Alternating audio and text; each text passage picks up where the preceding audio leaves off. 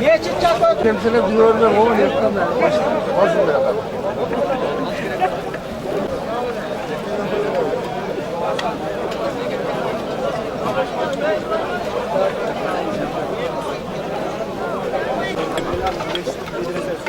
Al da ne alır?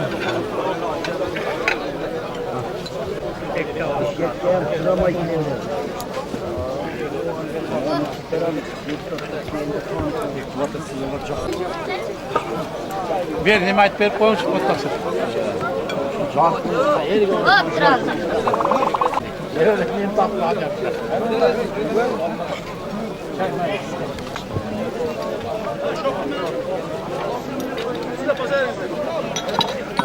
Hart ya. Flörtler. Benim için ama o konuda kitaplı olan.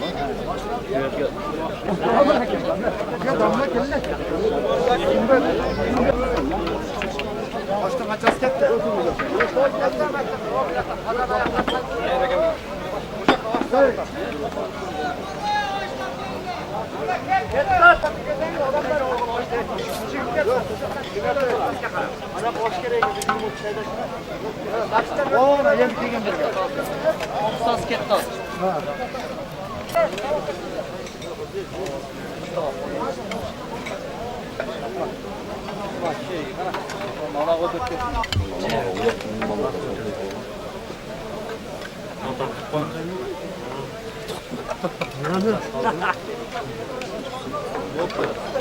Naile.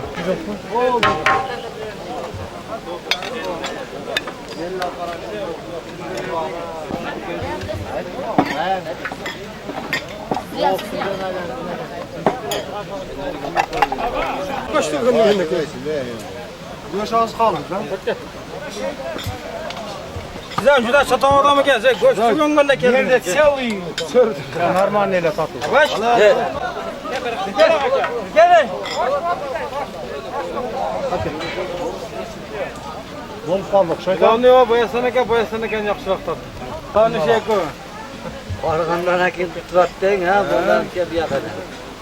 Valla da şunca göçtü yetkiliyor diyen boyasana. Siz yaptıralım. Kurban çimler. Gel.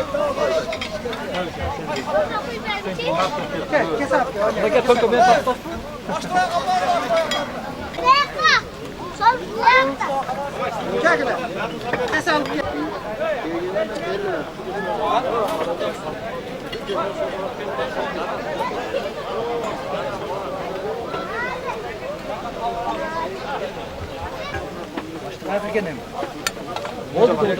O naşıttağında da alıyor.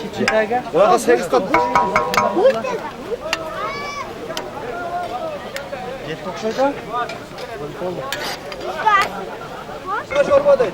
Çorba evet. Çorba kuyruğuna. Çorba.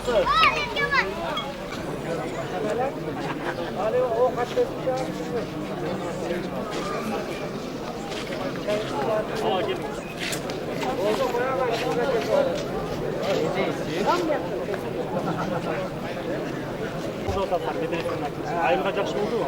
Bayırga yavayacak şu. Yedin bağırdı, susap duranlar. Yedin bağırdı, namazlar. Müsaade eder, bakma yaktı.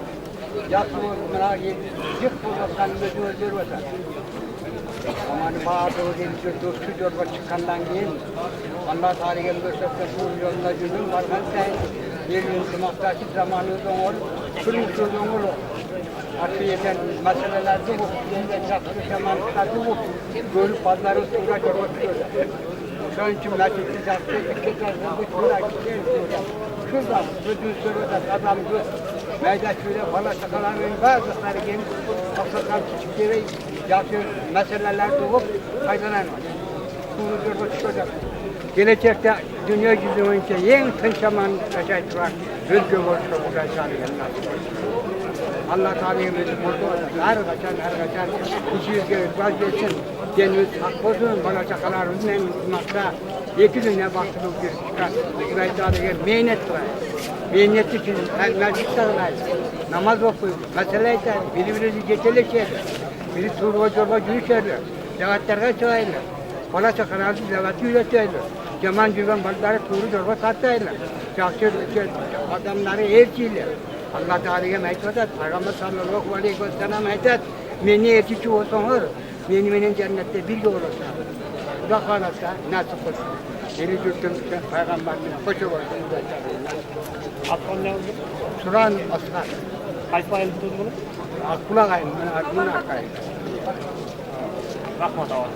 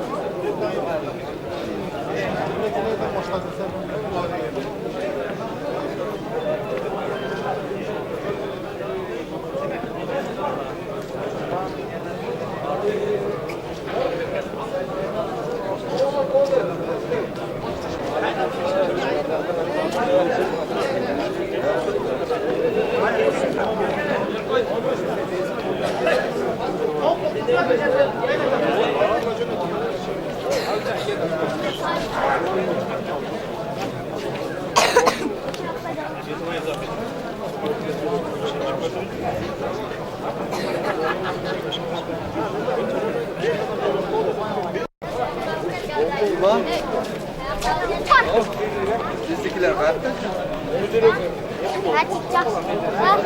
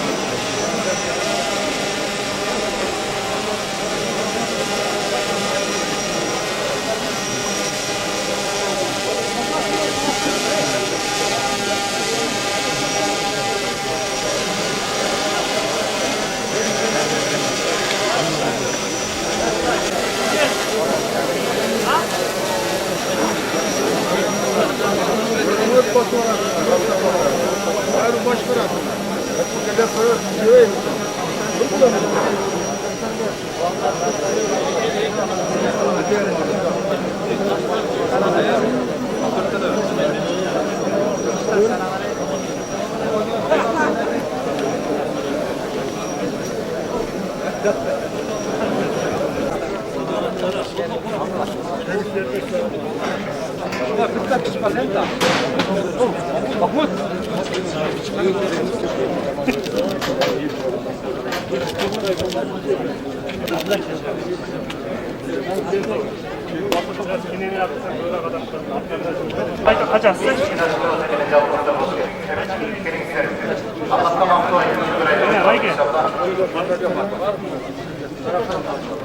Kayıt çıkarma hangisi? Kayıt çıkarma hangisi?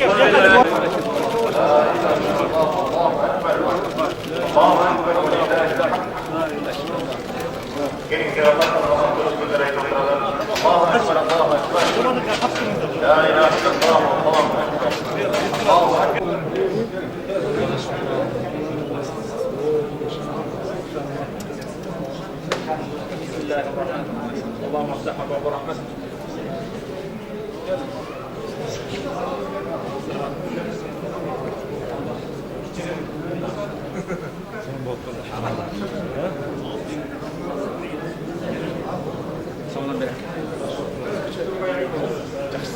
الله اكبر.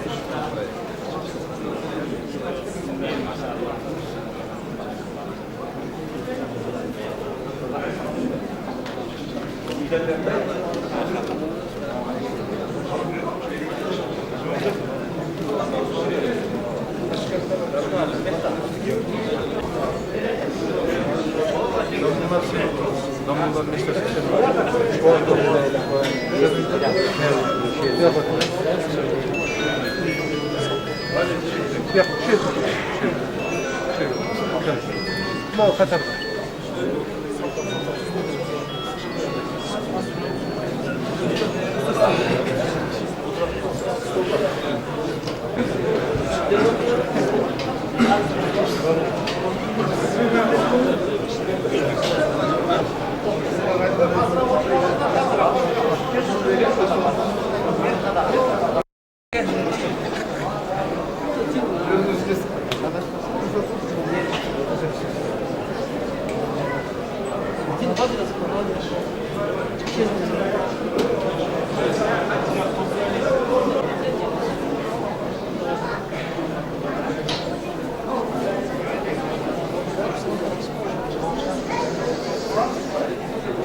Değirmen Cenab-ı Allah tanıdığı tasirliğinden çürüktürdü. Serialda kaygılı çevrelerinde görganda ıyılanan gözlerinde döktürdü.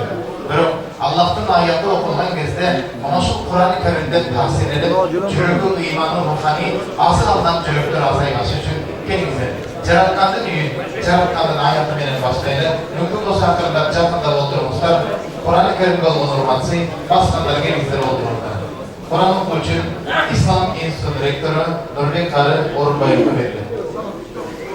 Asıl bağımızlar. أعوذ بالله من الشيطان الرجيم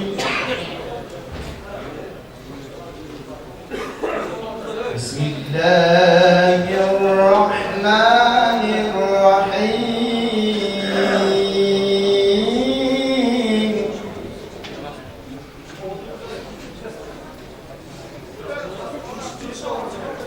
إن هذا القرآن يهدي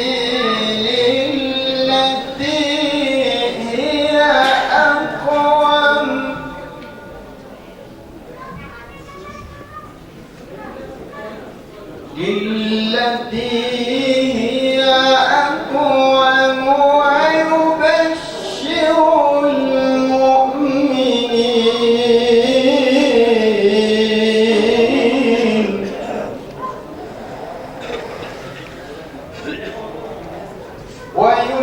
ويبشر المؤمنين الذين يعملون الصالحات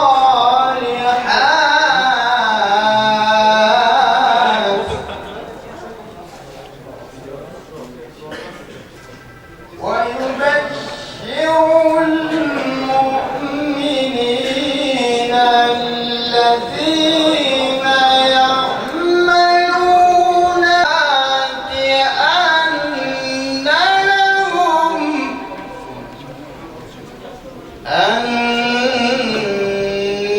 لهم أجرا كبيرا.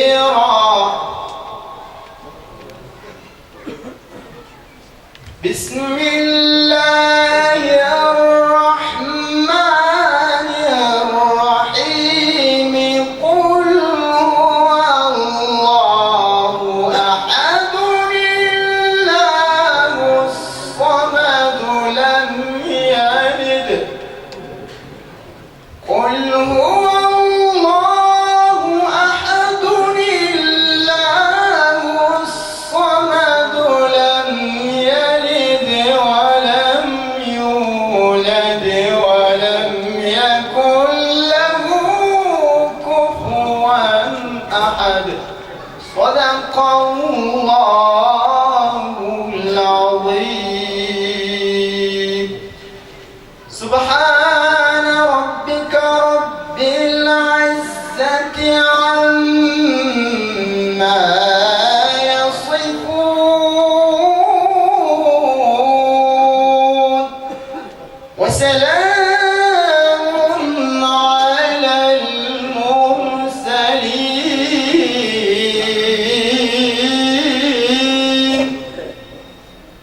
والحمد لله رب العالمين.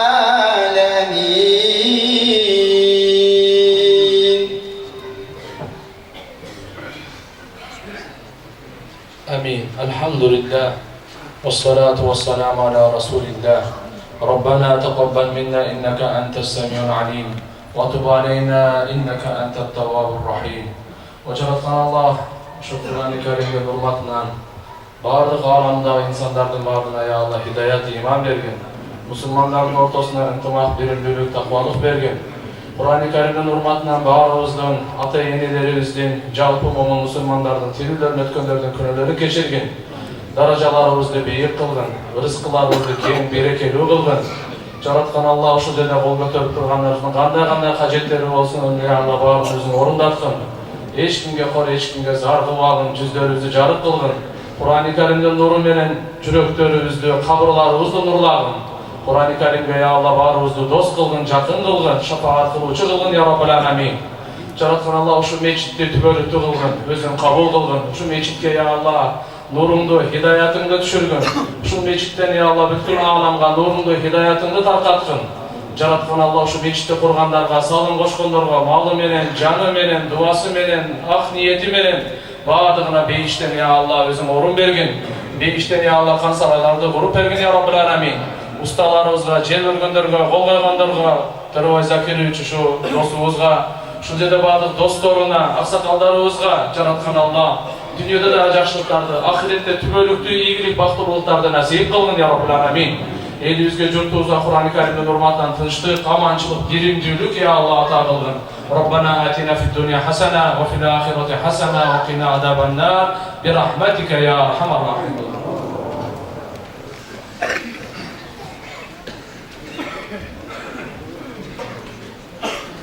Bismillahirrahmanirrahim.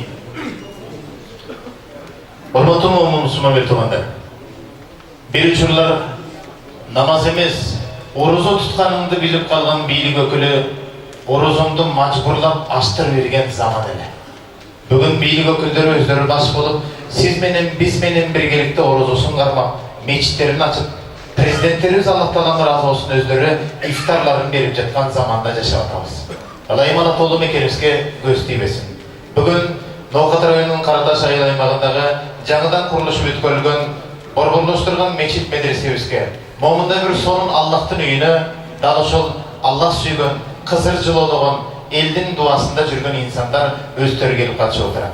Кыргыз Республикасынын Жогорку Кеңешинин төрагасы Жумабеков Тастанбек Арсбекович агабыз, Кыргыз Республикасынын Жогорку Кеңешинин депутаты Жээнбеков Асылбек Шарипович, Кыргыз Республикасынын вице-премьер-министри Разаков Жеңиш Барбиевич, Кыргыз Республикасынын өкмөтүнүн Ош облусундагы ыйгарым окутуу өкүлү Таалайбек Насырбекович Сарыбашев, Кыргыз Республикасынын Жогорку Кеңешинин депутаты Матраимов Искендер Исмаилович, Кыргыз Республикасынын Жогорку Кеңешинин депутаты Масабиров Таалайбек Айтмаматович, Кыргыз Республикасынын Жогорку Кеңешинин депутаты Экрамов Тазабек Экрамович, Кыргыз Республикасынын Жогорку Кеңешинин депутаты Жолдошев Курманкул Токтор Алиевич, Кыргыз Республикасынын Жогорку Кеңешинин депутаты Каримов Надырбек Токтасенович, Кыргыз Республикасынын Жогорку Кеңешинин депутаты Жораев Сайдалымжан Маруфович, ошону биргеликте Кыргыз Республикасынын Жогорку Кеңешинин депутаты Арапаев Азамат Абдуллажанович жана Кыргыз Республикасынын мамлекеттик кадр кызматынын директору Мадумаров Акрам Камбаралиевич, Араб Республикасынан келген конокторубуз Шейх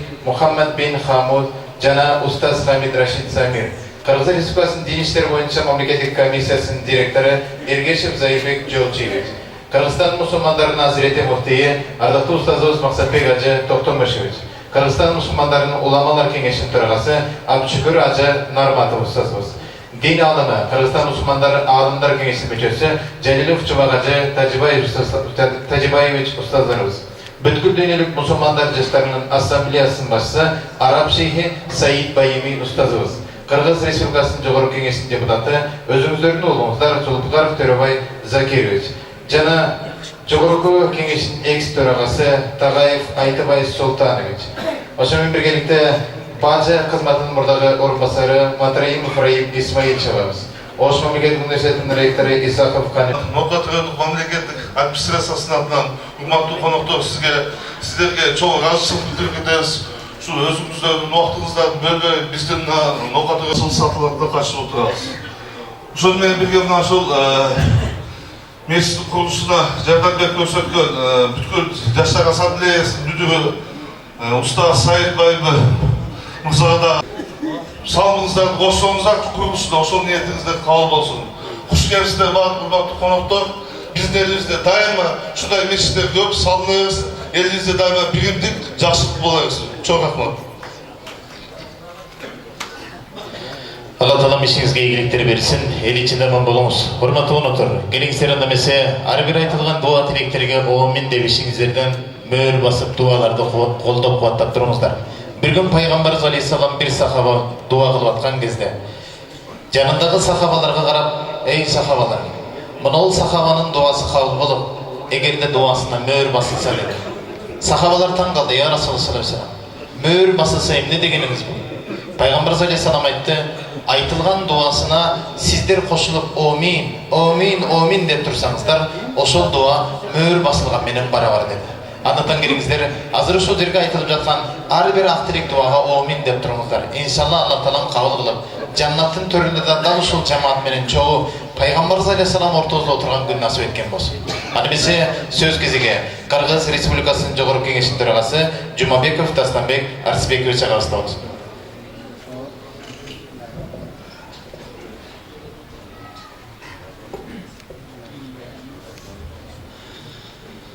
Бисмиллахиррахманиррахим.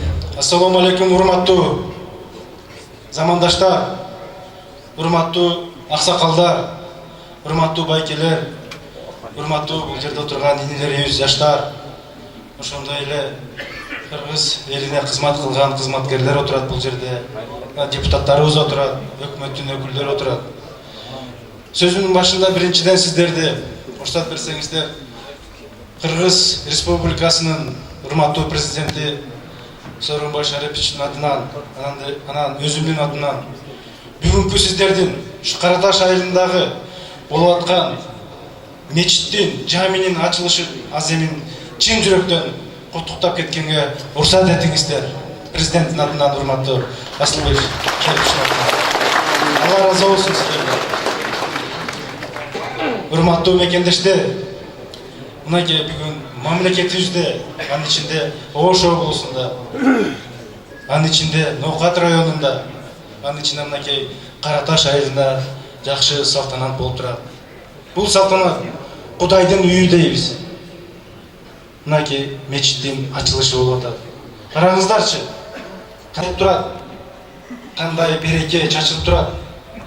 Мунун баардыгы Алла Тааланын жараткандын, Кудайымдын күчү менен, Алла Тааланын беренеси менен мына баардыгыбыз ушул аземде чогулуп турабыз. Мен ойлоймун, ушул салтанатта айтылган бул Кудайдын үйү ачылып атат. Мечитибиз, жамиибиз ачылып атат. Ушул негизинде урматтуу Караташ айылынын тургундары, сиздер сүйүнсөңүздөр, бартамсаңыздар болот. Ушундай төрөбадай уулуңуздар бүгүнкү күндө мамлекетке кызмат кылып, билегиндеги күчүн, башындагы акылын мамлекет үчүн иштеп, анан сиздерге кызмат кылып берип атат.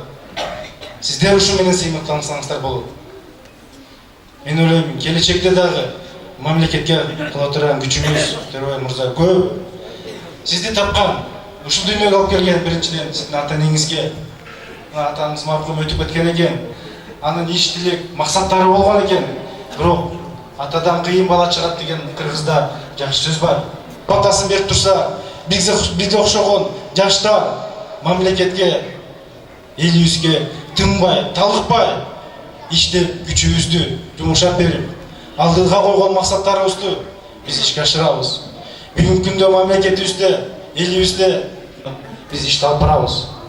Ошондуктан бүгүнкү күндө суранарыбыз сизден да бир баштан, бир жакадан баш чыгарып, бир жеңден кол чыгарсак, ушул ийгиликтерге, жакшылыктарга сиздерден чогуу жетебиз. Урматтуу мекендештер, арбаңыздар, бар болуңуздар дайыма. Дагы сөздүн аягында айтып кетет элем. Ушул мечитке салымдарын кошуп келген, жалпы Кыргызстандагы айыл аймактарында салынып аткан мечит жамилерге салым кошуп жүргөн биздин мусулман туугандарыбызга, мынакей анысында араб тууган элине чоң терең ыраазычылык билгизебиз. Бар болуңуздар сиздер да. Арбаңыздар. Ошондуктан дагы бир жолу бүгүнкү азем майрамыңыздар кут болсун.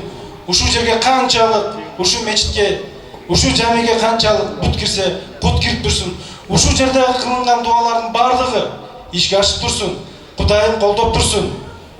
Мынакей мамлекеттен, өкмөттөн биринчи кечиресиздер, вице-премьер-министр, бул жерде Максат ажы өзү келип отурат. Кыргызстан диний башкармалыгынан Кыргызстан муфти башчысы болуп өзү келип дуасын берип турат. Бул да бизди сүйүндүрөт. Бул жерде отурат мынакей биздин эки төрагабыз отурат. Кудай Алла сиздерден да ыраазы болсун. Ушинтип келип, элдин батасын алып, эл менен болуп турганыңыздарга мен да терең ыраазычылык билгиземин. Алдыңыздарда эл өкүлдөрү, депутаттар келип отурат. Алыскы региондордон, алыскы облустан келген депутаттарыбыз отурат алдыңыздарда. Бул кишилерге да мен терең ыраазычылык билгиземин. Ушинтип эл менен болуп, элдин жакшылыгында бөлүшүп турганыңыздарга терең ыраазычылык билгиземин. Бар бололу, аман бололу, элибизде тынччылык болсун. Дайыма ушундай мечиттердин жакшы тойлордо сиздер менен чогуу бололу. Рахмат. Алла Таалам разы болсун сиздердин ишиңизге жана үй ичиңизге Алла Таалам ийгиликтерди, жакшылыктарын көп жагдырган болсун иншалла. Элимдин алып батасын эл уулдары өмүрдө узак себепчи болгон ар бир жарандан Алла Таалам жаннаты менен сүйүнчүлүп ыраазы болгон болсун. Сөз кезеги Кыргыз Республикасынын вице-премьер-министри Разаков Жеңиш Парпиевичке берилет. Шарттары түзүлүп, жан дүйнөсүн азыктаганга жана биздин жаштарды туура жолго багыттаганга жакшы өбөлгөлөр түзүп атат дегим келет. Деген жакшы ушул биздеги турмуштагы талаптарды акыркы мезгилде маанин буруп ушундай жакшылыктарды биздин элге жайылганга болгон эл бул мамлекеттин негизги ресурс катары бааланат. Анан ушуларга билим берүүнү жогорулатууга, ыймандуулукту көтөрүүдө бул мамлекетибиздин эң бир приоритеттүү багыттары болуп эсептенет деп айтып элем. Албетте бул мечит ачылышы бул эл үчүн абдан чоң, биздин келечекке, биздин ушу жаш мундарды өстүрүп аткан, жаш мундарды чоңойтуп аткан багытта чоң бир бизге жардам түзөт деп айтып келет. Чындыгында руханий байлык бул элибиздин келечектеги жана жакшы мамиле менен кабылган. Учурдан пайдаланып, ушул чоң бир Кудайдын үйүнө жакшы имаратты салган, демилге көтөргөн, Төрөбай Закирович баш болгон кишилерге мен өкмөттүн атынан ден соолук каалап кетет элек. Чындыгында элдин алдында кылып аткан кызматта ушул Төрөбай Закировичти мен илгертен билемин, мамиле кылып жүрөбүз. Абдан чоң ушул элге кызмат кылганда жакшы жетишкендиктери бар. Мен каалап кетет элем, урматтуу Төрөбай Закирович, Кудай буйрса ушу айтып кеткендей, Алла разы болсун. Келмекчи болгон эле, бирок шартка жараша, жумушка жараша келе Алла калды. Ушул биздин Мухаммед Дүйшекеевичтин атынан жалпы эле өкмөт. Çok rahmat. Allah Teala razı olsun. Allahu Ekber. Bir gün Cebrail Aleyhisselam'dan sonra, ey Cebrail Aleyhisselam, sen elini nesetle alasın.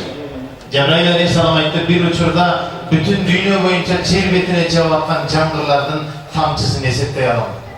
Cebrail Aleyhisselam ayette elini nesetle almayız.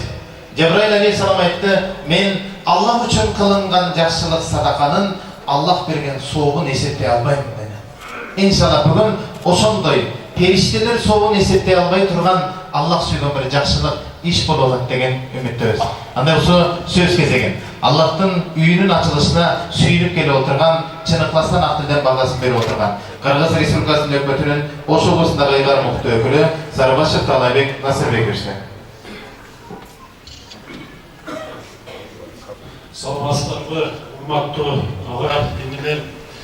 Биз кирип келатып, элдин кубанганын сүйүндүк, көрдүк да.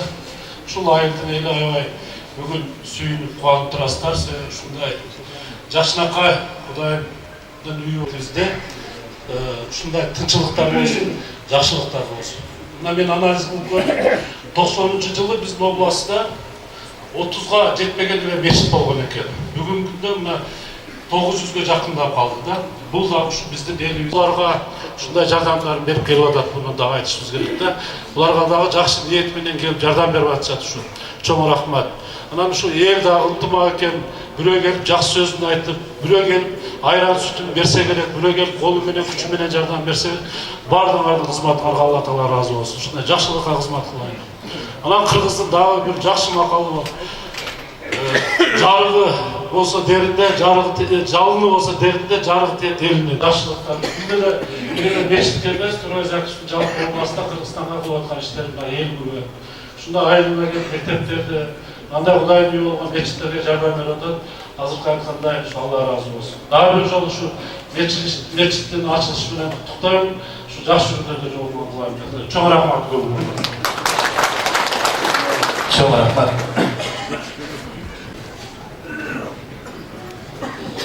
بسم الله الرحمن الرحيم والصلاة والسلام على رسول الله صلى الله عليه وسلم. أول ما نبدأ به تحية الإسلام. السلام عليكم ورحمة الله تعالى وبركاته. السيد معالي رئيس البرلمان ومعالي نائب رئيس، إن بناء المساجد من أجل العبادات وأعظم القربات إلى الله تعالى.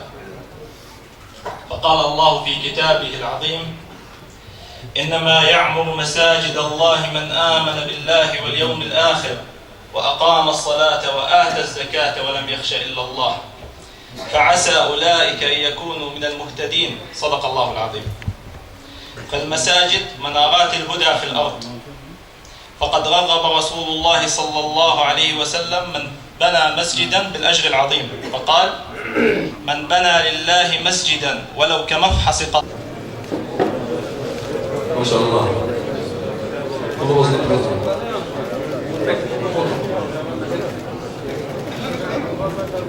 بسم الله الرحمن الرحيم. Hurmatlı konaklar, hurmatlı töragabız, hurmatlı konaklar, kebirlerimiz Muhammed Belek'te oylaşınız mümkün. Bu Araplar bunday tor bir de beni kiyizip koyduğudur. Çıldırında ben Arapistan'da okuyan kadar ayet koyayım. Onun her biri $1.200 demek. Arap memlekette men memleket şaşlar giyer. Allah'tan da sarkıdan.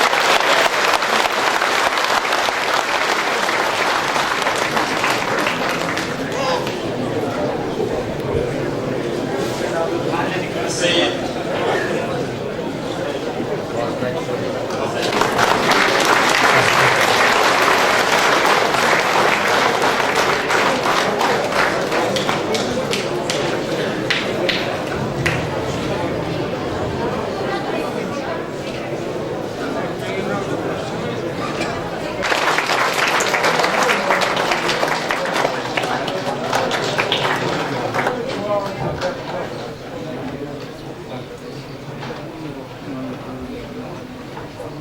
Şükran lekum. Бүткүл динилик мусулмандар жаштарынын ассамблеясынын башчысы Арал Чейхи, ардактуу устазыбыз Саид Байимов устазыбыз. Кош келдиңиз.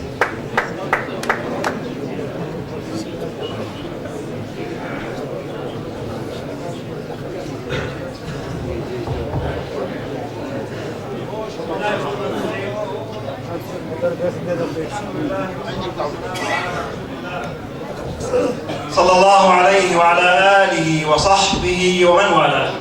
Meyrimdүү жана бооргер Аллах Тааланын исминен баштап жараткан Аллах Таалага мактоолор, сүйүктүү пайгамбарга дуа саламдардан кийин Nuhayyikum jami'an bi tahiyyati al-Islam al-azim. Барыңыздарга исламдын эң улуу болгон саламдашуу Tahiyyatu ahli al-jannati fil jannah. Бул бир гана мусулмандардын саламдашуусу эмес, бейишке кирген инсандардын саламдашуусу. Nasallahu an nakuna jami'an min ahliha. Аллах Тааладан суранар биз ошол бейиштегилерден болууду насип этсин. Wa bismikum nurahhibu bid-duyuf al-kiram. Силердин атыңардан келген конокторду кош келдиңер дейм. Khasatan allazina ja'u Ушул белегимди bismi muassasatina muassasat Sanabil. Санабил биздин мекемебиздин атынан Bi akhi al-karim as-sayyid Turbayz al-Faqqar Zakirway. урматтуу бир тууганым Төрөбайга тартуулап койсун. Ta'biran an shukrina wa taqdirina lahu. Менин ичимдеги ыраазылыгымды билдирүү максаты. Бизден сыйылганыбыз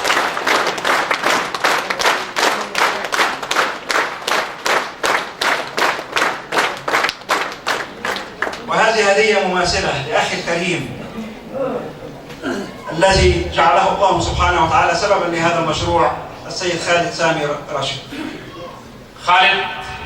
Sami Khalid Rashid bir tuğanımızga oşonda ile belekti tapşırıp koydu ruhsat etiniz.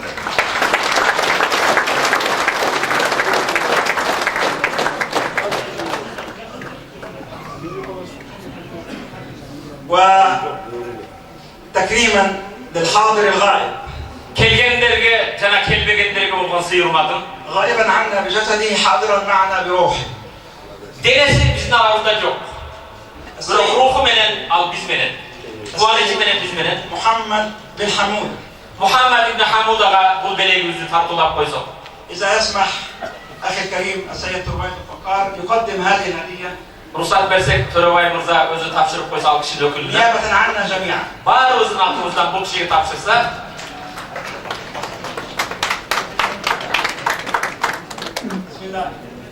Bismillahirrahmanirrahim. هذا هو السيد محمد بن حمودة أبو علي أبو Said Muhammed ibn Hamuda degen Ali'nin atası bu жерге salımın koşkan dömörcünün uşul kişi.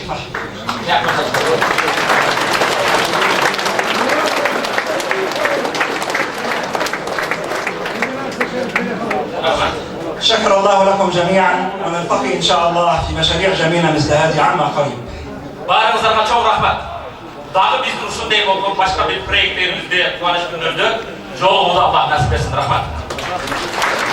Hazretli ruhsatı menen, bu жерде oturgan konuklarının ruhsatı menen, bizim özümüzün bir tuğamız bolup kalgan, Kırgızstandın atoluğunu algan, Kırgızstandın olu menen sıymuhtangan, köptögön men patriotmun degender kılbagandın 1000 есе jogorak kılgan, Said Bayım'ı bir tuğanımızga jaratkanга жалбап ушул мечитте дуа кабыл болгон жерде bir dua kılsak Allahümme la şifa illa şifa şifa la yuqadir sakama ya Rabben nas azhibil bas ya Rabben nas azhibil bas Jaratkan Allah'ım özümdün üyüme keldik sen Allah'an jayıp özümden жалбарып suranarım bir tuğanımız Said'ke şifa verin ya Rabben Alamin kelecekte elimizge jerimizge köptögön ушундай kızmat kılın nasip etkin ya Rabben Alamin jakında chet mamleketke barıp operatsiya жасатат Alloh taolo operatsiyadagi churqaq jigit bo'lib kelin Alloh nasib etsin. Amin. Rahmat. Çok rahmet. Allah taala razı olsun. Мировой чемпионат болып жатқанда бұтыңыз оралғаны қызық екен. Ұстаз бұтыңыз оралсын. Москвада чемпион. Ей мық, сен мені тешіп салдың дегенде мық айтқан екен. Ей тақтай, егерде сен менің башыма келген ударларды түсінгеніңді қазір арызданбай тілеген. Ансынары желкесінде опылдаудай жүкті көтеріп жүрген Саид Байым ұстазымыз butu bekerinden arızdan koyatsa gerek de uşun çocuktun barık götürgünme inşallah Allah talam butumuzga, den soğuza güç kuat bergen. İdris Murza bir söz unutup koyup deyip, benim dedi, gözümde meşke bölegim barla deyip, meşke 4 çoğun kondisyoner belek. Sayın Murza.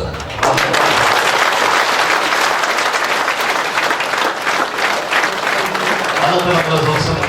Söz Kırgız Respublikası'nın Din İşleri Boyunca Memleketlik Komisyası'nın direktörü Ergeç Rızayevi Cavcı geçer olsun. Assalamu alaikum.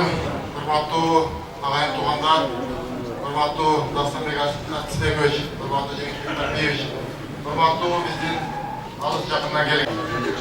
Abdan çoğun mandili okuyapna, ağır özgü oturgan, Kuday'dın üyü bolğun, Yeşittin açılışı, yana medrese oku bolğun açılışı. Hurmatlı ağayın tuğanlar, Kırgızstan egemendүү Respublika bolğondan keyin 1991 avgustdan keyin bizden ülkede din erkinligi berilip hayradan Mansaptағы сұлу kız gelin çakırsa, sırağa çakırsa ben Allah'tan korkamın der parvağa. Özünün Allah'tan. Amiri sattağın. Peygamber sallallahu aleyhi ve sellem aytқан, zina kılgan uçurda, aram жол менен ушу жаман ишке барган учурда иманы көтөрүлүп турат деген. Ушул учурда ажалы келип калса, иманы чыгат деген. Демек турганда бул зына менен кайсы коомдо зына күчөйгөн болсо ал жерде кан төгүү күчөйөт, жер титирөө күчөйөт. Ал элдин келечеги болбойт деген. Ошондуктан мына пайгамбар саллаллаху алейхи ва саллям өзү айтат. Пайгамбар зына кылбайт, зына кылган пайгамбар болбойт. Пайгамбарлардын пайгамбар мечит эмне үчүн? Ушул жерде жаштар келсин, ажырашпасын. Талак бербесин, бала чакасын баксын. Балдарды жетим калтырбасын. Балдарды аялдар жесир калтырбасын. Мечиттин үчүн Кудайдан корккон адамдын мына тарбияны, руханий тарбияны уну ала турганда ушул мечит. Жана жетинчиси ушу Алладан коркуп эч ким жокто өзү жалгыз отурганда көздөн жаш чыкканы. Эртеге мен Алланын алдына кантип ушул нематтардын жообун берем. Жаштын кантип жообун берем. Өмүрдүн кандай жообун берем. Ырыскынын, нематтардын кандай жообун берем. Деп эртеге кыямат күнү Алла Тааланын алдына барабыз. Ва амма ман хафа мақама раббихи ва нахна нафса анил хава фа иннал жанната хиял мa'ва. Ким жараткан Алла Тааланын алдында тургандан корксо, напсисин тыйса, аны бара турган түбөлүктүү жайы бейиш дейт. Демек Алладан канышкан дагы бир жолу Алла Тааланан дуа кыламын. Ушу мечитке салганда салмошкондор Алла Таалан жашылыктарды берсин. Мына ачылыштан күбө болгондор мына чыгарган, мамлекетти көтөргөн, мындайча элдин башын бириктирген, Кара Таштыктан мурунтан бери аз Сулайман Дамаданда отуруп атабыз. 38-ден 40 жылдан бери ушул жерде, ошол союздун кыйын кезинде дагы ушул жерде илим токтогон эмес, ибадат токтогон эмес деп. Мүмкүн ошол аталарыбыздын, мүмкүн ошол жердеги аксакалдарыбыздын көз жашынын урматынан каяктан бересиз буларды. Albatta bir-biriga birisi sebep bo'lib, biroq bunday chiroyli qurilish, ушуну chiroyli adab axloq bilan, chiroyli ibodat bilan jonlantirayli. Alloh taolon baribizdan rozi bo'lsin. Alloh taolon baribizdan rozi bo'lsin. Va oxiru da'vana alhamdulillahi robbil alamin. Da'vo ijrobo mechitingizda qutlu bo'lsin. Alloh taolon ko'ylakli bo'lsin. Assalomu alaykum. Bu sözünden Allah Teala razı olsun. Ömrünüzü ilimizge bereket versin inşallah. Dörüz tamam oluruz. Hormatlı bekliyorlar. Peygamber Aleyhisselam 5 tür alandan alım çıksın, atağa eğilgen alım çıksın degenler. Ona şu türlü oturan eğitim oğullarına urmatsı menen, dua menen gözartıp, söz arif durumlar inşallah. Söz gezege andımızı büyük dünyelük Müslümanlar adımlarının mücösü Hazreti Muftiz getirenler.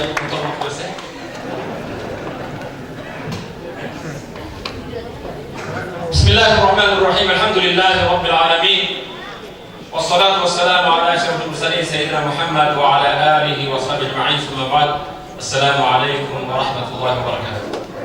Allah Teala'dan Allah Teala rahmetullah Peygamber'e dua salamlardan hürmetli mekendeşi barın Allah Teala tuzluğun rahmetin berekesini kalıp salamdaşır. Cenab-ı Allah Teala kerimeti Kur'an-ı Kerim'de وَإِذْ يَرْفَعْ إِبْرَاهِيمُ الْقَوَاعِدَ مِنَ الْبَيْتِ وَإِسْمَاعِيلُ ربنا تقبل منا إنك أنت السميع العليم صدق الله العظيم. وإذ يرفع إبراهيم القواعد من البيت. İbrahim Aleyhisselam Baytullah'ın meçhidin fundamentini kötörü başladı. Ve İsmail'u anın canında oğlu İsmail. Arkin bir nasip kılıyor. Balkim kazino salasın. Balkim bir pazar salarsın. Biroq meçhid salu İbrahim Aleyhisselam'dan kalan narsa. Allah'ın buyruğu menен İbrahim Aleyhisselam, İsmail Aleyhisselam meçhid salı. Töröbay Murda, biz Murda spikerinde azı Jönökay deputat. Biroq al negizgi şart, negizgisi emas, negizgi Törebay'ın özgöçülüğü İbrahim Aleyhisselam'ın jolun jolda şu meçhidni kurgandı. Hurmatly Müslüman ülkeler, en tahhira beytiye lit-taifine vel-akifine vel-rukka'i sucud. Allah buyurup verdi. En tahhira beytiye. Benim uyumdu tazalakla dedi. Allah kimge? Rükû kılıççılarga, sajda kılıççılarga, tavaf kılıççılarga benim uyumdu tazaladı dedi. Meçhidin aylana çöresini tazalap, meçhidi tazaladı da bu Allah Teala'nın İbrahim ve İsmail Aleyhisselam'a belirlen buyruğu. Hurmatly Müslüman ülkeler, ben o meçhide girgende öte tolkundadım. Bir tuğanımız Said Mirza'nın sözün fotoğraf yatkanda da tolkundadım. Tolkundaganın sebebi Peygamberimiz sallallahu aleyhi ve sellem'den uşul hadisi benim tinçimde aldı. Al hadis Hazreti Osman'dan rivayet kılıngan Sahih Bukhari, Sahih Müslim'de muttafak aleyh iki kitapta gelgen Hazreti Osman'dan rivayet var. Peygamberimiz sallallahu aleyhi ve sellem men bena lillahi mesciden yebtagi biha vechallah benallahu lehu beyten fil cennet. Kim Allah için bir üy salsa, Allah'ın meçhidini salsa, meçhidi salıdan maksat elin doğuşta almış şeyler olmaz aslında. Yebtagi bihi vechallah, Allah'ın razılığını ümit kılıp meçhid salsa. Benallahu lehu beyten fil cennet. Allah Allah. Başka bir hadiste Peygamber sallallahu aleyhi ve sellem men bena lillahi mesciden velev kemifhasi qatatin benallahu lehu beyten fil cennet. Kim Allah için bir meçhid salsa, meçhid bir kişiye çımçıktan uyasınca da olsa Allah'tan Allah Teala meçhiden bir üy nasip olur. Жүрегімізді, ақыретіміздің әрі бір авадан күшіктері ойланған ұстаздан Allah'tan razı olsun. Әлеме бүгін алдымызда Kırgızstan Müslümanlar, ulamalar, ağalılar kengesi müçösü, daha sonra bütkül dinlelik, ahli-sünnet Müslümanlar ağalıların müçösü, ataklı ustazız, çoğu gazı, zelli ustazız gibi olarak kengesi.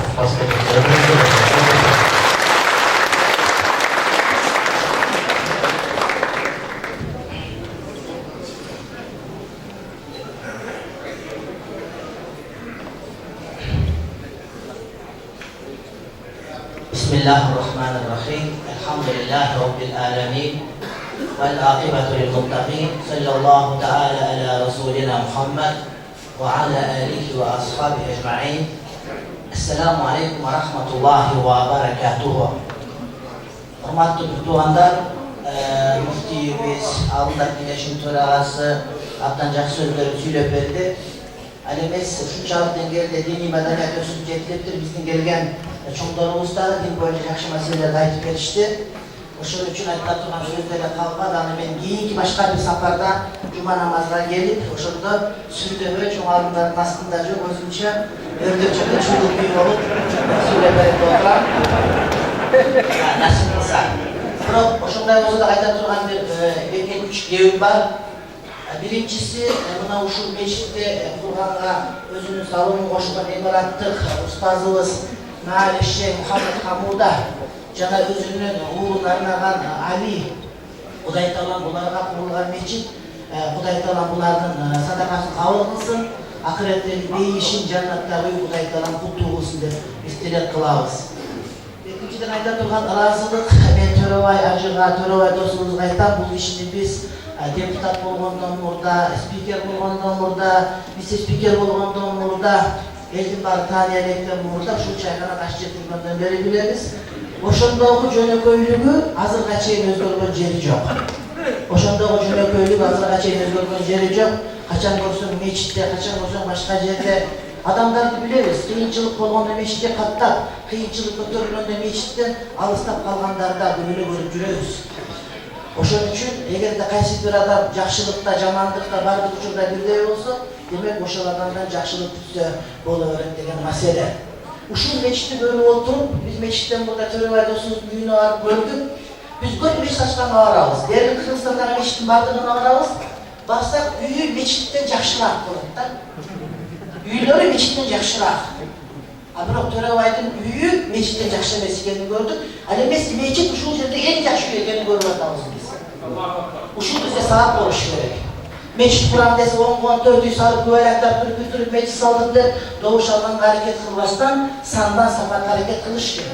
En jakşı nersebizdi, en kımbat nersebizdi meçhitke berek hareket kılışınız gerek. Jampala eftep salmaydı orada, kurmançılık. Özünün kvartirasını satıp, uşuğa koşup, Taşkent'ten hep gelip, bunu sarılgan gidem, Türkiye'den gelen kımbat gidem de. Buna okşağı lampiçkiler, Madina Münavvar'dan meçhitleri var, lampiçkiler ırmatı bütüğanı. Bunda okşağı koğuz meçhit, Bişkek'in özünde daha çok meçhit ırmatı bütüğanı. Demek Kuday'a bergende, Çöktök'te ıcıttıran 20 sonunda emes, en kımbat destek bergenlik ürünüşün gibi. Buna uşun meçhit kurganda sanma sapat ötköndü, tüzüklük deseni bergende, Kuday'ın aslına varganda değişti büyümün, genel bol oturganın, üründe durgan sana sağa uşun bol işte. Moldonu çıkırganda sana bir deseni öğresin. Artış çıkırgan kımbat deseni öğresin. Emin kanan ki bunda bir meçhit salganda caman deseniler işte. Bundan uşun ırmatı durganın meçhitli kurmançılıktan der oluş gerek. Meçhitin jakşılığı üyümünde jakşırak boluş gerek degende üyrenme olaydı. Meçhitlerinde bardığımız, maqtanabız, oğuzumuzda mantık asmandan çıkanda bu çıkıp maqtanabız, kalgan meçhit varıp gözükten epte öyledim dese, kışta it girip boluydu adam emez, muzdaktık uşundan. Karanlısı cama, sürekli kulu törenler emez ırmatı durganın. Geri gele bu, uşun meçhitten alınan birinci salak bozsun, meçhit salsak jakşılap salaydı. Bu birinci mesele. İkinci mesele ırmatı durganın, bu ağlının ırmatı. Qaysı bir eldi, düşmanlar jokka çıkargısı kele turgan bolsa, birinci oşul jerdeki ağlımdарды, buldodu, üstazlardı jaman gösterdim. Elin oşulardan alыс. Sizlerge daha çoğun açılıp, men bolduk kelgen men kolegalaryma, ошондой Said Mirza, Arabiyadan kelgen bizdin dostumuzga, ошондой эле bizge salam jönөткөн Ali'nin atası Abu Ali'ge. Ошондой эле bizdin süyüktü buna Kırgızistan'dan emez, bütündöy Orta Asya elinde bir gana süylөгөн sözü je bolбосо мына жерде биздин Нашакке деген сайтыбыз ушул тартып. Бул кыргыздар өзү 6 миллионго жетпейт. Бирок бул сайттагы көрсөтүүлөр социалдык баягы тармактардан 25 миллионго жетти. Мындай жетканда биздин казак, өзбек, башка түрк тилдерге туугандар да угат экен. Ошол үчүн мына мен бир нерсени сурап кетейин, эсимден чыгып калбасын. Азыр 3 ауыл отурат. Азыр мага кайра 5-6 киши келип сурады да. Ушул азыр ауылдарды ушунчалык сагынып угайлы дегенде сүйлөгөн сөздөрүнө канбай калды. Дагы сүйлөтөйүн дегенде. Башка күндө дегенде бизге ачык ушул жерде убада берип кетсиндей, ушул жума намазда үчөөңүздөр да келип берсеңиздер бөлөк болчу. Кеңиде ушул мүмкүнчүлүк болуп ушул ноокатыңызда бир баян кылып берсеңиздер.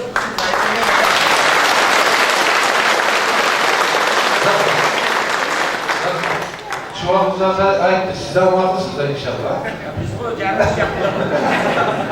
Maksat tanımla bana geldiğinde sizlerle çok rahatlık bildiririz. Hazır buna elden daha bir tutkakta. Meşhit'in kuruluşu jönde, tarihı jönde ayıp gitti. Öte uzun tarihi, şu yerde uçurumda mademin degen avaz bolgan bilesizler. Öte bul yer çıla, bayağıda jayında çaplaşkan yer bolgan. Anan bul yer garaj bolgan. Anan ki bul yerde ötüp mümkün emesene. Çok adamlarımız şu yerde aksakallarımız bilen. Bırak oşol uçurda Halkımızın başkanması bolgan İsmail Cemilov degen avaz barlar, kaybol olsun. Madamet degen aksakal kişiler var, uşulardın hareket bilen, Süleyman Tağlılar bu yerde oturat. Bağırın, şu yerde oturgan kişilerden biri de Süleyman Tağlılar kalıptır. Ona ben ötkönde gelsem, MÇS'in sakçayın yaşayıp kalıp. Ana Süleyman Tağlılar gelip suran, bu meşitte sakçayına çıkıptır. Kovsuzluk ötene şerek. Erten namaz okuyatqanda bir kısık olup ketse çıraklaqday. Qanday bolat desem, turaversinchi deydi da Süleyman Tağlılar. Anan keyin tamoshalaşib, boshqa yerdan izledik, bolga qoldi. анан тамашалашып айтты. Бул мешитти куруп атканга негизги себепчилердин арасынан жалгыз эле өзүңүз калдыңыз. Сизди күтөйлүбү же буза берели деп. Десем анан Сулаймандан да жок буза берди тамашалашып.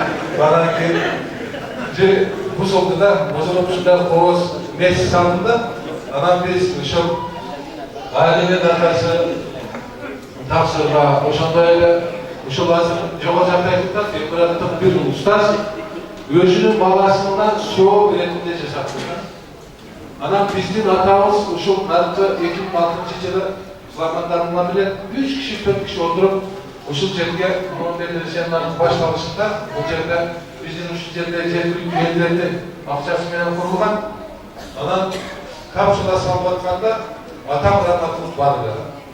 Атам Раматылык ушул жерде тарыхын айтып отуруп, ушундай бир толкунданып, анан кийин ушул фундаментин эле жасап койсоңор, анан кийин Сулаймандардын ошондой бир жолу мен алдаган, вообще алдаган уккан эмесмин, фундаментин куруп койсоңор, анан кийин спонсорлор керек экен. Фундаментин курсак спонсор таппай коет да. 25-ке чыкмак да. Анан аш той берип, улак берип же башка нерселерди жасап дагы дуасын алайын дедик, бирок ушул бир туугандар 5 уул 3 кыз бар.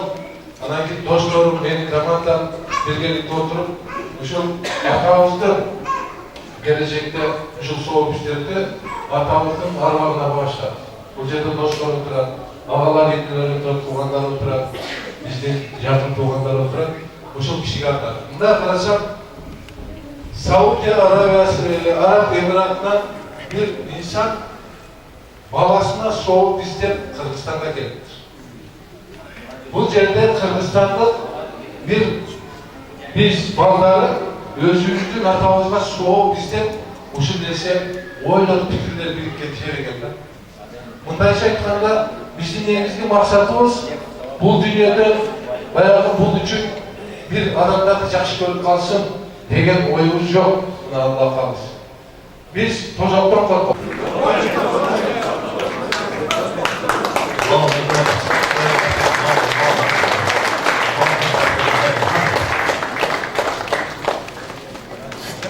Ali'nin atasının adına.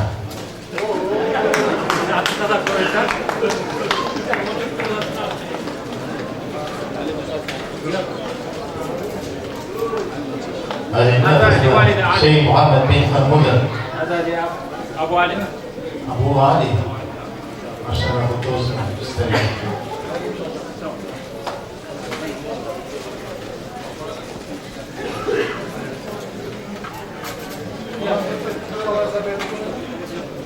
Ustalarımızla çektiğimiz haberlerde gösterebileceğiz.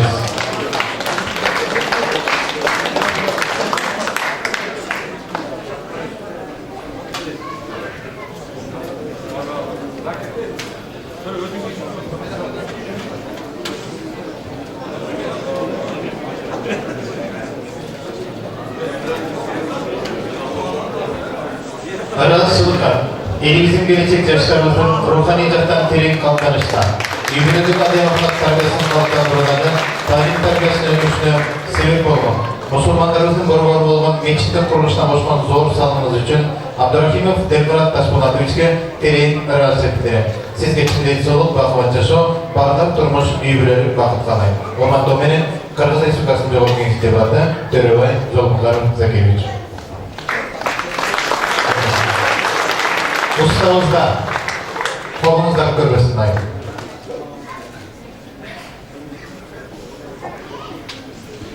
Oşun birlikte Sayın Ahmet Hacıkeyiz'de çakıralını. Al kişiye de Allah suygun özgürce bir emgek istep alıp atayın bir birliklerimiz var. Sayın Ahmet Hacıkeyiz'e başlamaz.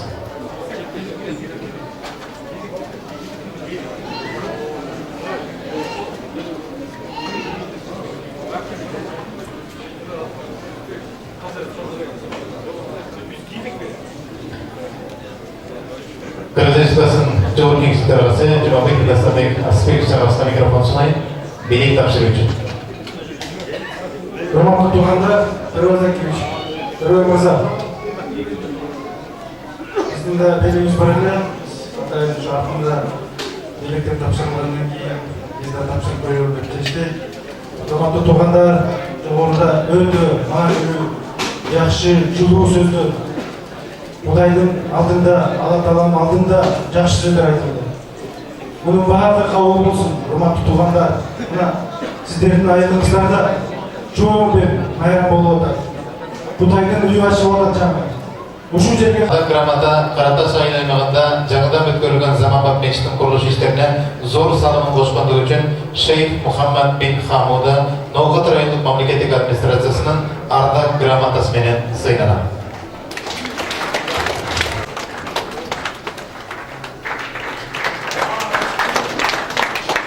Ардак грамота Каратас айыл аймагындагы борборлоштурган чоң мечиттин курулуш иштерине зор салым кошкондугу үчүн Каратас айылдык кеңешинин депутаты Ажы Жолбукаров Нурланбек Закирович Караташ айыл өкмөтүнүн ардак грамотасы менен сыйнанат.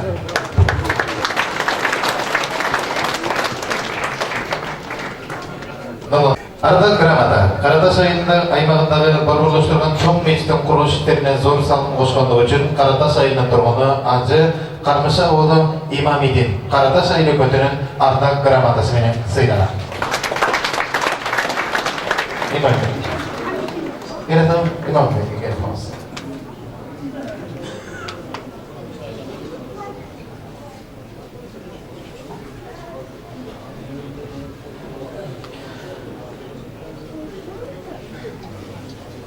Чоң рахмат. Урматтуу жалпы мусулман бир туугандар. Баягыда бир киши грамоталар арасында элибиздин келечек жаштарыбыздын руханий жактан терең калыптанышына, үй-бүлөдөгү адем-акылак тарбиясын калыптандыруудагы таалим тарбиясынын өнүгүшүнө себеп болгон, мусулмандарыбыздын борбор болгон мечиттин курулушуна кошкон зор салым үчүн Алимбеков Сулайман Өсөрүбичке ыраазычылык кат берди. Урматтуу менен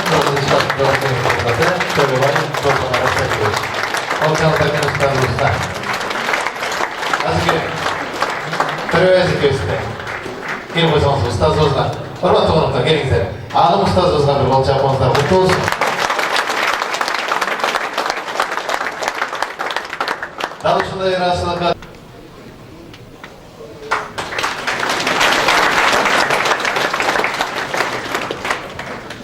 чоң рахмат. Құрметті қонақтар, келіңіздер. Мечит салымда Аллахтың үйі барыңыздарға құтты болсын. Баяғыда бір киши мұғалиме барлық суроолорго жооп бере бергенде устаздын бул ирет мат кылгысы келип, колуна көпөлөктү алаканына кармап, аркасынан бекитип устазга келип сурабайт. Устаз, колумдагы көпөлөк тирүүбү же өлүүбү деп сурабайт. Азыр устаз тирүү десе, колумдагы көпөлөктү бир мынчкып өлтүрүп көрсөтөм, өлүү десе тирүү бойдон көрсөтөм. Айтор азыр устазымды жеңем деп күтүп отурган кезде устазы окуучуна карап, "Балам, колуңдагы көпөлөктүн тирүү же өлүү экендиги сага байланыштуу" деп койду. Андыктан келиңиздер, бул мечиттин мындан ары тирүү же өлүү экендиги да кайра айыл тургундарына сиз менен бизге байланыштуу. Анда болсо келиңиздер, бул мечиттин ичине дал ушундай келечектин кыраан аалымдары көп чыга турган, аалым оолия устаздарыбыз көп чыга турган окуучулар менен толтуруу насип эткен болсун. Анда жалпы коноктор менен биргеликте ушул жерде азан айтып, анан бешин намазына туруп, анан чогуу ушул жерден тарайбыз. Келиңиздер, жалпыңыздар бир сап отуруп могул жака карап алыңыздар. Анатынан барыңыздар.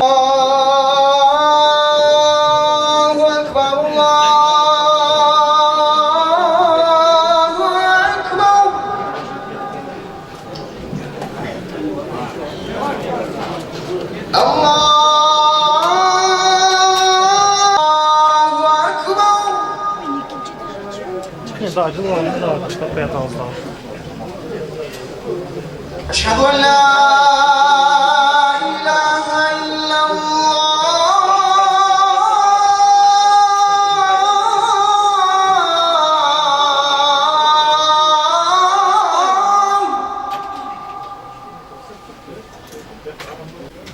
أشهد أن محمدا رسول الله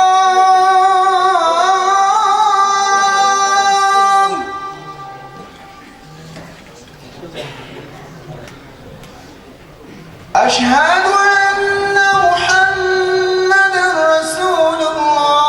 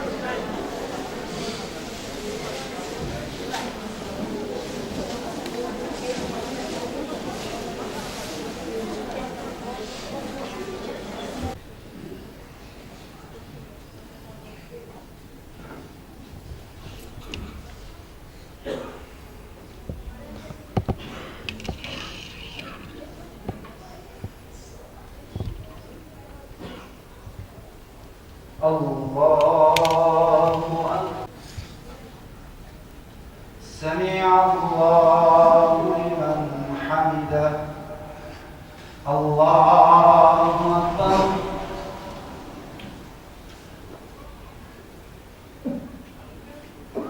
الله أكبر الله أكبر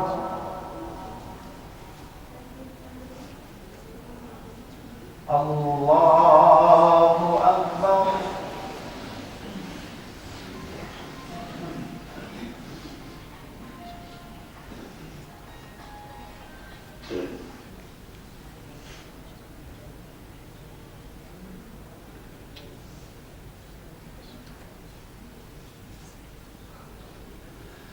الله أكبر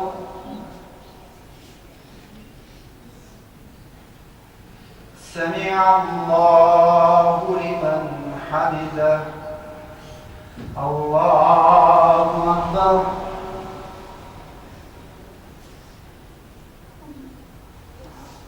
الله أكبر الله أكبر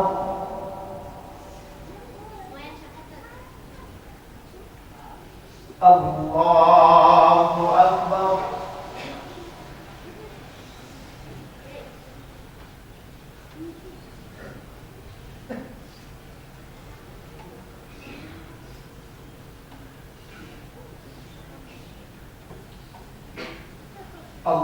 الله أكبر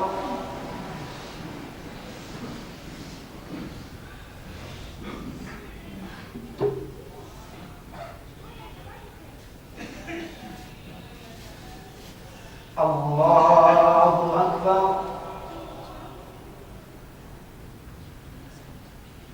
سمع الله لمن حمده الله أكبر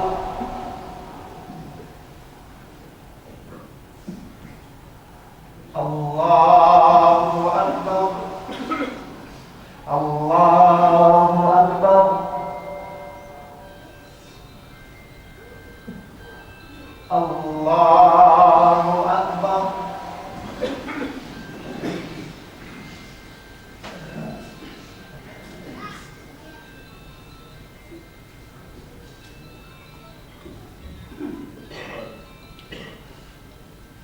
الله أكبر سمع الله لمن حمده الله أكبر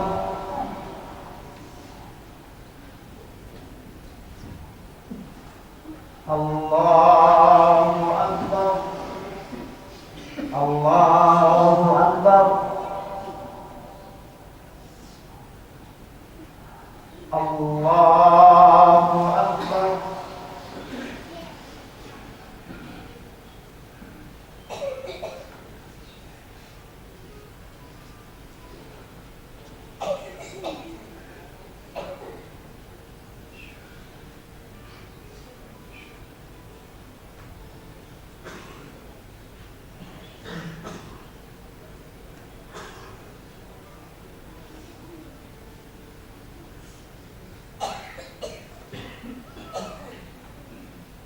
السلام عليكم ورحمة الله السلام عليكم ورحمة الله أستغفر الله أستغفر الله أستغفر الله اللهم أنت السلام ومنك السلام تباركت يا ذا الجلال والإكرام آمين اللهم أعنا على ذكرك وشكرك وحسن عبادتك برحمتك يا أرحم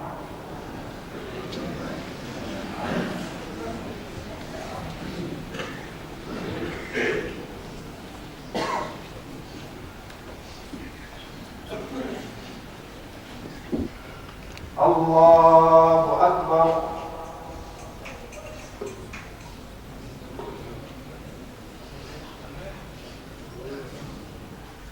الله أكبر كبير لا إله إلا الله وحده لا شريك له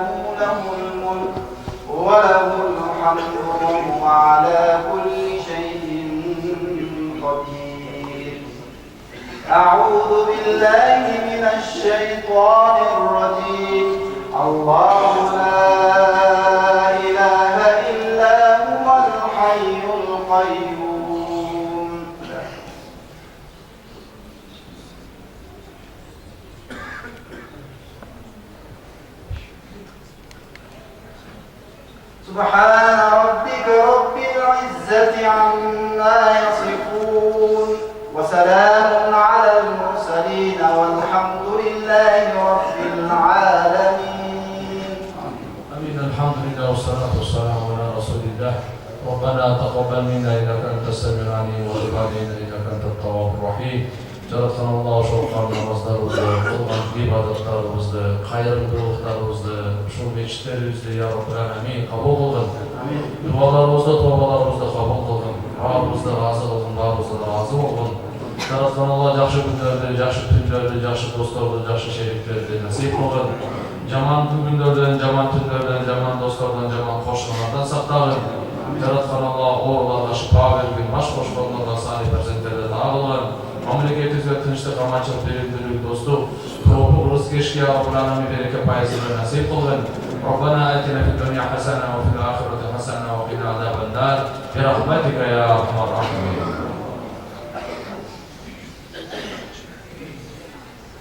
أعوذ بالله من الشيطان الرجيم. بسم الله الرحمن الرحيم.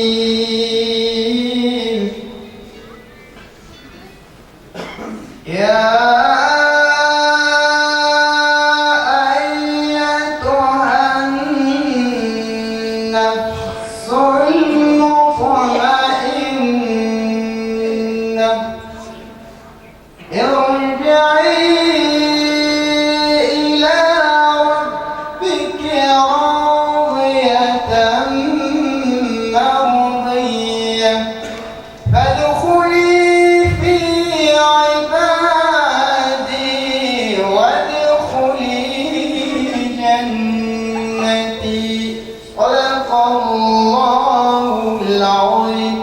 سبحان ربك رب العزة عما يصفون وسلام على المرسلين والحمد لله رب العالمين.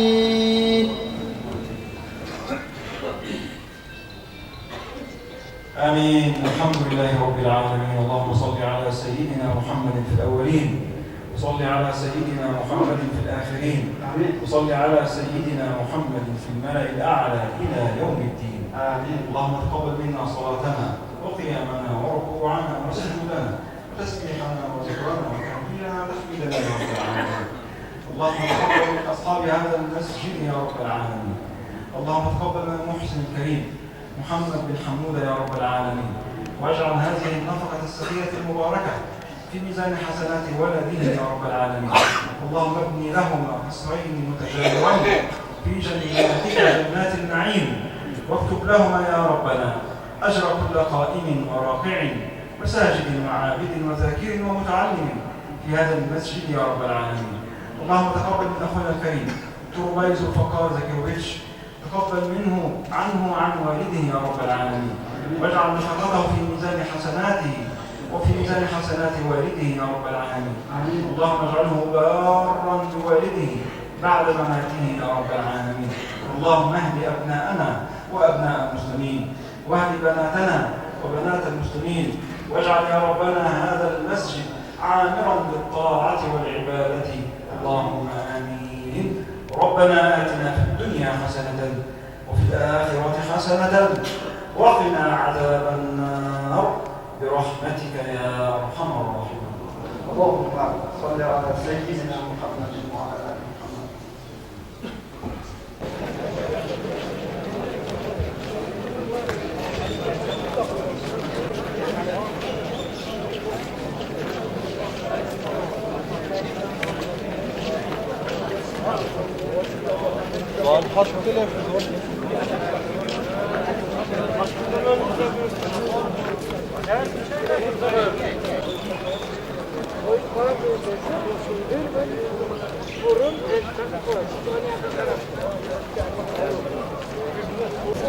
Ha? Kimga? Biz yaxshi sotmaymiz.